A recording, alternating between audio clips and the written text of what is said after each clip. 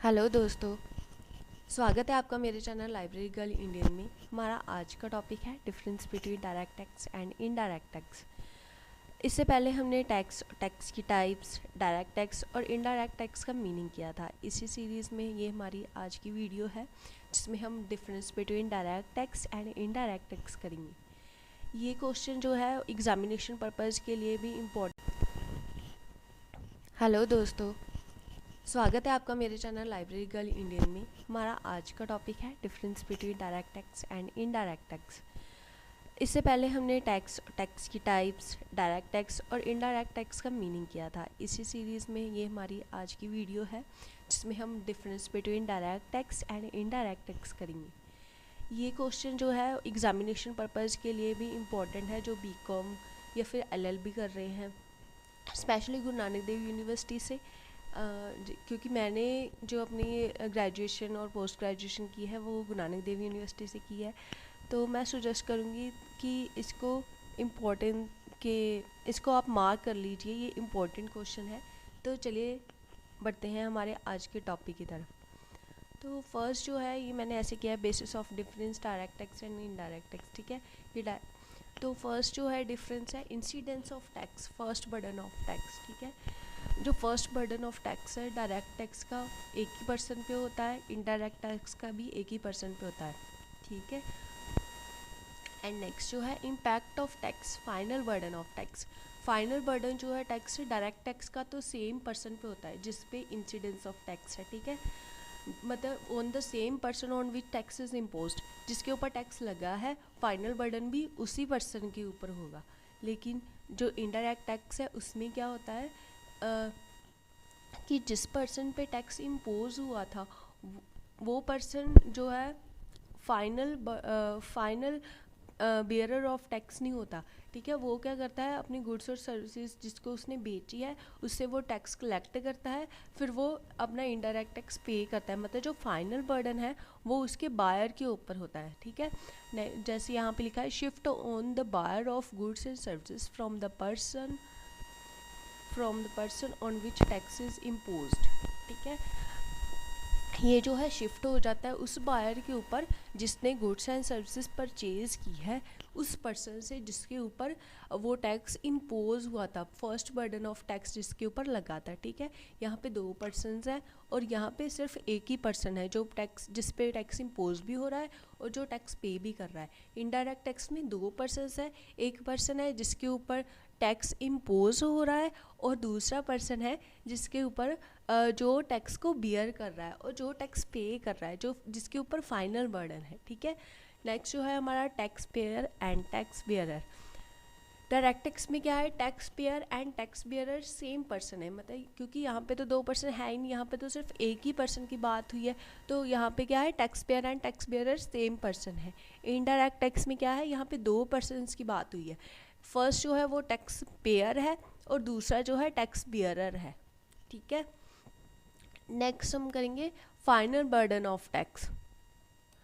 Final burden of tax एक ही person, क्योंकि यहाँ पे सिर्फ एक ही पर्सन है तो यहाँ पे क्या होगा, फाइनल बर्डन ऑफ टैक्स भी सेम ही पर्सन पे है और इम्पोज भी सेम ही पर्सन, मतलब जिसके ऊपर टैक्स लगा था वही पे कर रहा है। मतलब ये बात जो घुमा घुमा के लिखी हुई है। ठीक है, the final burden of every indirect tax is on the consumer.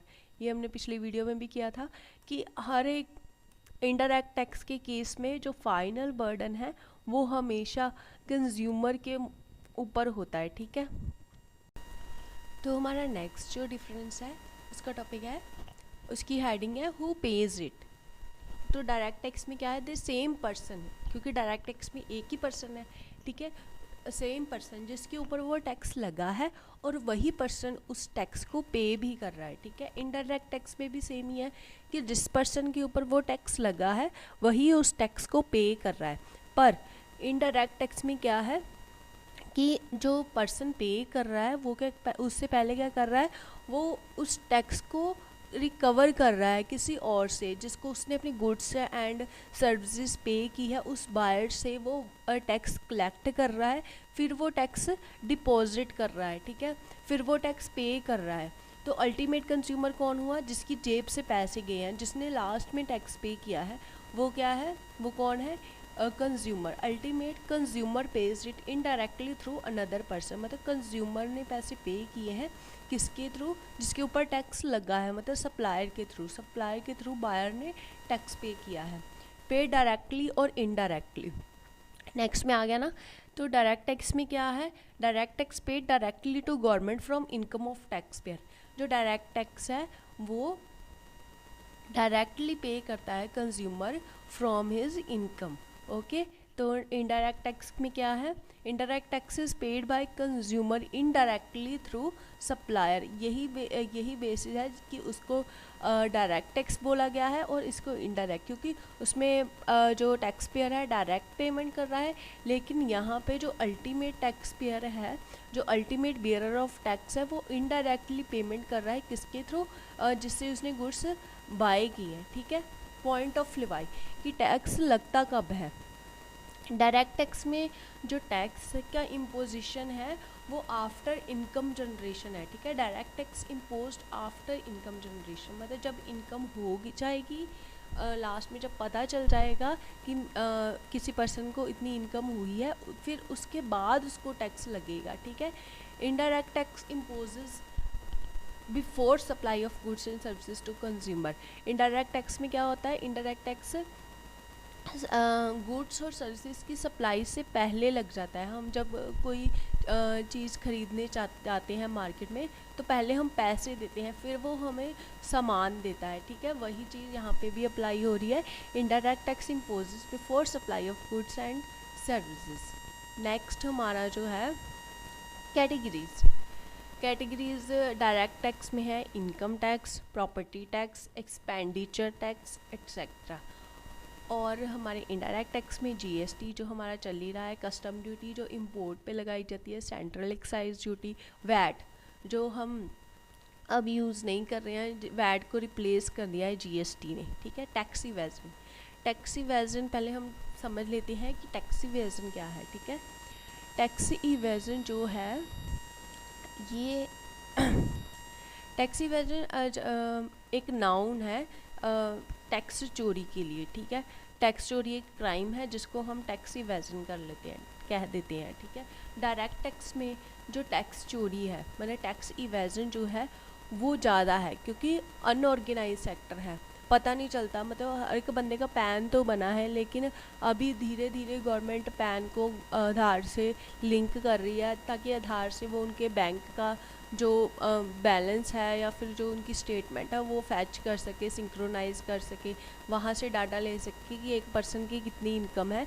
लेकिन अभी वो मतलब इन प्रोसेस है, तो अभी कंपैरेटिवली जो डायरेक्ट टैक्स का जो सिस्टम है वो अनऑर्गेनाइज्ड है। ठीक है, तो जीएसटी में इनडायरेक्ट टैक्स में कंपैरेटिवली जो है टैक्स इवेजन जो है वो लेस है, क्योंकि जीएसटी या फिर जीएसटी जो है ऑर्गेनाइज सेक्टर है।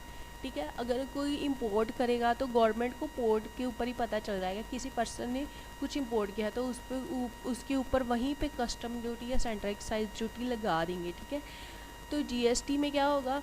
जीएसटी में अगर किसी ने गुड्स परचेज़ किए हैं, पहले कोई पर्सन है, ठीक है, सप्लायर अपनी सेल्स डाल रहा है, अगर आपने उससे परचेज़ की है तो उसने तो आपका डाटा पहले ही जमा करवा दिया है। अब आप चाहे करवाओ चाहे ना करवाओ, तो फिर आपको क्या है, अब सेफ साइड चल के करवाना ही पड़ता है। तो ऑर्गेनाइज सेक्टर है जीएसटी। ठीक है, तो वहाँ जीएसटी में जो टैक्स इवेजन है वो कम होता है कंपैरेटिव टू डायरेक्ट टैक्स। अभी थर्ड हमारा अभी लास्ट सेकंड जो हमारा है, impact on price of goods and services. अब मतलब price of goods and services के ऊपर क्या इम्पैक्ट पड़ता है, वो बढ़ता है या फिर घटता है? मतलब गुड्स एंड सर्विसेज का प्राइस इनकम टैक्स लगने से बढ़ता और घटता है? नहीं, क्योंकि जो डायरेक्ट टैक्स है वो तो हमारी इनकम के ऊपर लग रहा है, वो तो हमारी इनकम को इफ़ेक्ट करेगा। गुड्स एंड सर्विसेज के प्राइस को वो कभी इफ़ेक्ट नहीं करेगा। ठीक है, सेकंड जो है, indirect taxes affect price of goods and services. जो इनडायरेक्ट टैक्स है वो, क्योंकि वो गुड्स एंड सर्विसेज के ऊपर कुछ परसेंट, 5%, 12% ठीक है, 18%, 28%, 65% तक भी लग रहा है, उसको फैक्ट कर रहा है, मतलब उसके ऊपर लग रहा है। जैसे मान लो एक कोई कमोडिटी है, उसका प्राइस 10 रुपये है, ठीक है, अगर उसके ऊपर 5% टैक्स लगा देंगे तो उसका प्राइस बढ़ जाएगा, ठीक है। जैसे हमारे पेट्रोल वगैरह का प्राइस अभी मोदी जी ने उसके ऊपर अपनी जो सेंटर की ड्यूटी थी वो कम कर दी थी, तो हमें वो सब्सिडाइज्ड वे में मिल रहा है, तो पेट्रोल का जो प्राइस है वो कम हो गया, ठीक है। तो indirects do affect price of goods and services. Collection process is difficult due to less control. तो इसमें क्या है, टैक्स इवेजन वाला पॉइंट आ गया, ये दोनों इंटरकनेक्टेड हैं, क्योंकि यहाँ पे क्या है, टैक्स इवेजन में भी अनऑर्गेनाइज सेक्टर है। अगर अनऑर्गेनाइज सेक्टर होगा तो कलेक्शन प्रोसेस भी डिफ़िकल्ट होगा, क्योंकि हमें पता ही नहीं चलेगा कि किसके पास कितनी इनकम है, कौन टैक्स चोरी कर रहा है, ठीक है। तो इसमें कंपैरेटिवली डिफ़िकल्ट है, ठीक है। तो यहाँ पे ऑर्गेनाइज सेक्टर है तो इसमें कंपैरेटिवली ईजी है, ठीक है। इनडायरेक्ट टैक्स में जो टैक्स कलेक्शन है वो इजी है, और डायरेक्ट टैक्स में जो टैक्स कलेक्शन है वो डिफ़िकल्ट है। तो आज आई होप कि आपको समझ आ गया होगा कि डायरेक्ट टैक्स और इनडायरेक्ट टैक्स में क्या डिफरेंस है। अगर आपको मेरी वीडियो अच्छी लगी होगी तो आप सब्सक्राइब और लाइक करना मत भूलिएगा। मिलते हैं हमारी इस सीरीज़ की नेक्स्ट वीडियो में, तब तक के लिए bye, tata, good bye and take care.